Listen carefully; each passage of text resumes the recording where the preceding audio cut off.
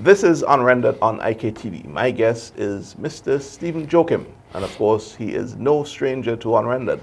I am Tony Regisford, and for the next hour or so, we'll be discussing a range of issues, all topical.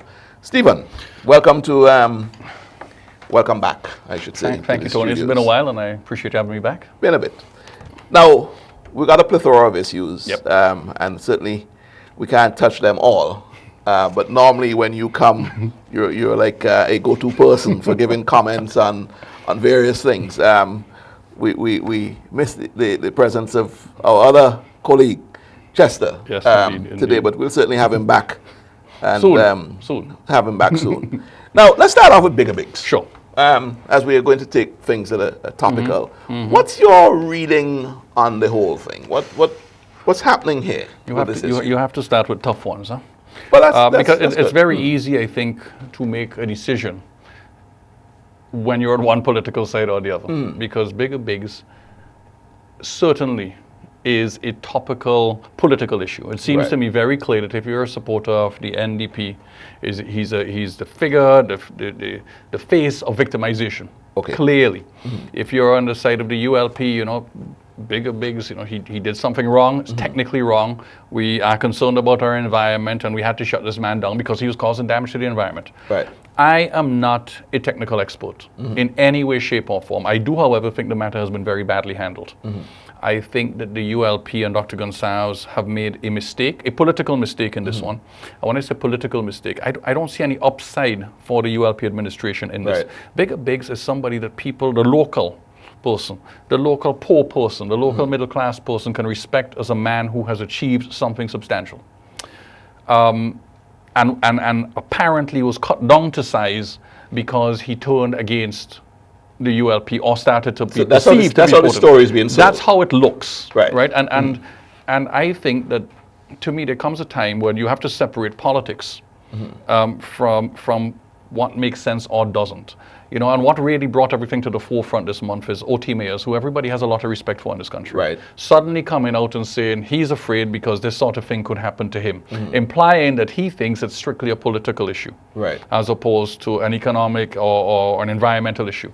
Right. And I think we need to be a little bit fairer. I think none of us really know the truth without the quote-unquote technical experts, because you look in the papers today and the quote-unquote technical experts we are seeing generally people who are supporters of the NDP. Right. And it certainly appears that way. So, it's relatively easy to do this, guys. Bring in some outside, if I'm the government, I'm going to bring in some independent people from the outside, if I feel strongly enough, and say, here are the facts.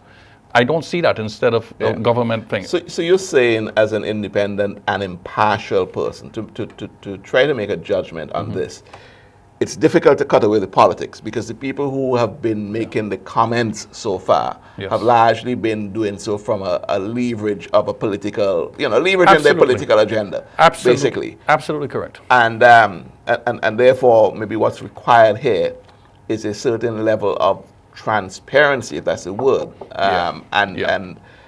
so that the impartial people can understand the root of the issue. If we want to do it quote-unquote right, that is the thing to do. However, if you want to do it correctly from a political viewpoint, then clearly the ULP and Dr. Gonsalves had a path where the license had been given back, step aside and let him continue on. The continuing fight now, where it now has to go to cabinet, is not doing the ULP any favors. No additional person is going to vote for you because you're standing up to what you perceive to be bigger bigs being wrong. So I don't see, politically speaking, why the ULP or Dr. Gonsalves is pursuing this matter. I would leave it alone. So Gonsalves has, from time to time, at different forums, I've heard him in the House of Parliament as one instance of a forum that I'm mentioning, almost,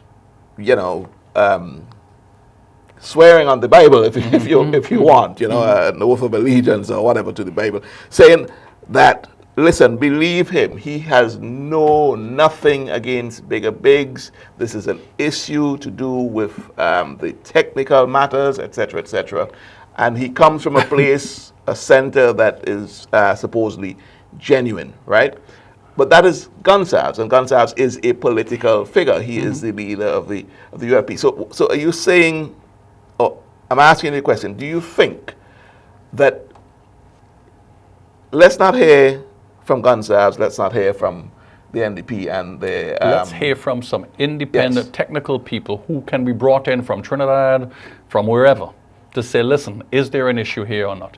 Because Dr. Gonsalves, no matter what he says, is the leader of the ULP. Dr. Gonsalves is by nature a political animal. So the perception is that it's the reality. It's not the perception. It's the reality that anything he says will be taken from a political, quote unquote, red perspective. That's what I mean. So he needs to meet. I don't see how anybody can. Dr. Gonsalves clearly must believe that he's right and doing something very right here, because politically this is stupidity. It is hurting him. And he must know this. And if he had advisors and friends around him, they should be saying, Dr. Gonsalves, this is not helping. To me, it's very similar to the Sion Marshall thing. There is no win here. How do you win? Because nobody in there, you're not going to gain one additional vote because of what you are doing with Bigger Bigs, and you're not going to gain one additional vote because you put Sion Marshall in New York. In anything, they hurt you. These kinds of things are hurting you because poor people, as I said, and middle-class people can relate to these sorts of things and say, you know what, guys, this isn't right. Right. I'm not saying they'll vote on those issues because they probably wouldn't. So you're saying the perception on the perception issue is going to work against the ULP. I do feel so. So whether Biggs is right or wrong, it's irrelevant. It's irrelevant. It's irrelevant. Look at who's defending Bigger Bigs. It's all NDP people. I haven't seen any person that I regard as independent and they have in the nothing situation. To lose on this issue. And they have nothing to lose, and it's in their interest to keep it going. It's in the NDP's interest to keep the big things going and on the front pages as much as possible. It's something that poor people, as I keep saying, can relate to, that the vast majority of our citizens can relate to. And when an OT Mayes comes out, you know, the little guy comes out and starts to speak on this matter. I am sorry, guys, you know.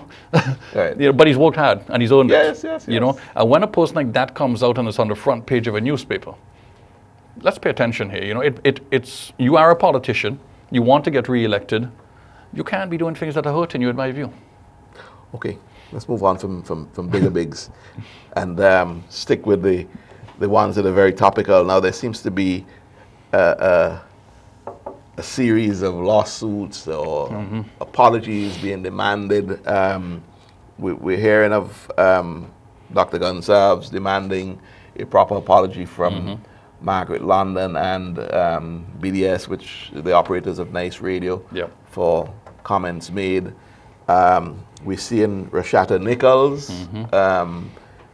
doing the same thing with the leader of the opposition, Mr. Eustace, for defaming her on that particular issue. There are a couple others that I'm hearing about, not politicians, but people who certainly write on politics. Helena Edwards, I think is her name, is suing Leslie Jack, not Leslie Jack of Cable and Wireless, but Leslie Jack, who's a supporter of the NDP. You're hearing about the chairman of the Housing and Land Development Corporation also taking legal action against Mr. Eustace again. So we're entertained here, for want of a better word. The newspapers and the media in general certainly are not wanting for material to write and talk about, you know. What's up with all of that? Well, Tony gives us a lot to talk about here, right? So it's it's, you know, sometimes you laugh and it's entertaining and whatever. I happen to think that Dr. Gonsalves is genuine in his feelings when he feels he's been defamed. I happen to disagree sometimes with defamation. There's a point in time where you need to step back and say, you know what, it's political stupidity, let them do it. In this particular case, however, with what was said by Mrs. London or Ms. London on that program, you know, we need to be careful here.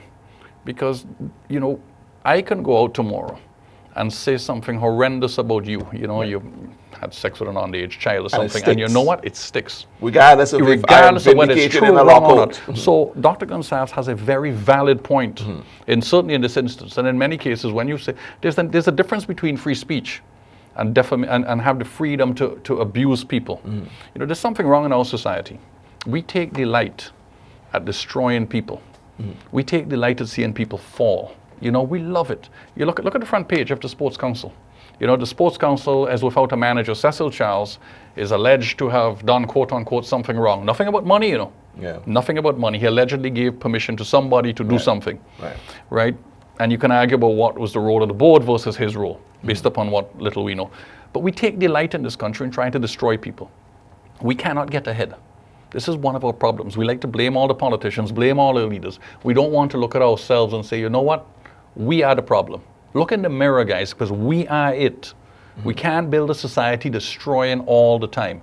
And, you know, and the venom, you listen to nice radio sometimes, and the venom that you hear. You listen to Star Radio, and the venom that you hear. There is no sort of in between, other than my friend Kingsley on Cross Country Radio, of course, but where there is some in between. But other than that, you wonder what's going on in this country. These people didn't commit murder, so why are we trying to destroy their lives? Let's look at the two radio stations, Star FM and Nice Radio, and I take samples. I must admit I'm not a very big listener. Some of us have to work for a living. We don't have time. Well, I guess, and then they sleep. Yeah. Okay, so, but I sample in the morning in particular, and to the credit of Anthony Denny and his co-host Franklin, I see them making a deliberate effort to keep the conversation robust, but stay away from the slander, right? And I'm being very fair here, and perhaps that explains why they have not yet been sued. Right. Okay. Now, let's go. But I will add that for me, okay, I know what they're doing, but for me, it's just too much politics. It's just too much, Yeah, but adding to the divisiveness of where we are, and that's my concern, right? You take NDP radio station, or not NDP Nice radio radio. station. I'm sorry, I got to call it to this trap here, right? But you take NDP, Nice Radio, okay, where most of the lawsuits are going towards. The thing, what I feel the challenge Dougie De Freitas has is that he may have particular host of programs, but he has no control over, and there's like a blank check, and I feel that is the difference. And I feel for Dougie. I feel for Dougie because I don't think Dougie has ever been sued for something he said. I think he gets sued often for what other people say on his radio station. Yes. And that's really, really sad, you know. And Dougie, again, is one of the true believers, you know, and Dougie's a friend of mine. And I have no bones saying that. I like Dougie. I think he's a terrific guy. He's well-meaning, right? But I also think he goes overboard. I don't think that in 13 years, Dr. Gonsalves and the ULP have never done anything right. But if you listen to Dougie on the morning show, almost nothing has ever been done right. And we need to tone it down a little bit. But that's not going to happen. The election season's about to around the corner. It's going to get worse. It's not going to happen. It's going to get a lot worse. Yeah. So, but if you take the newspapers, Steve, and let's continue this conversation about lawsuits. You take the newspapers. Okay, so the newspaper is now being branded as pro NDP. Pro NDP, or definitely anti. Yeah, but you can read the papers, right? Yep. Okay. And Vincent and the Searchlight are, I guess you can say the Searchlight looks as if they're more pro ULP. That's the perception anyway. And I don't know if that's because you're juxtapositioning them against the news, right? And then the Vincentian may be a middle-of-the-line paper, I'm not sure.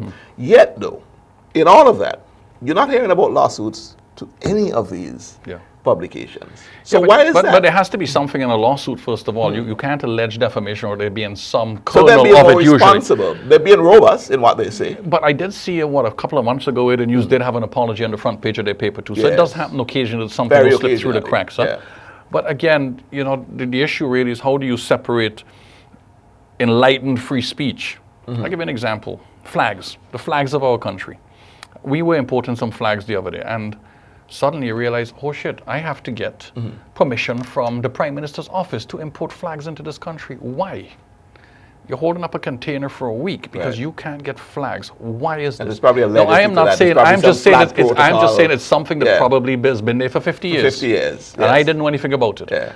But it goes back to the issue, and somebody said to me, oh, well, they don't want anybody burning the flags. And I said, there's a thing called freedom of speech. If you want to burn a flag, it may be distasteful.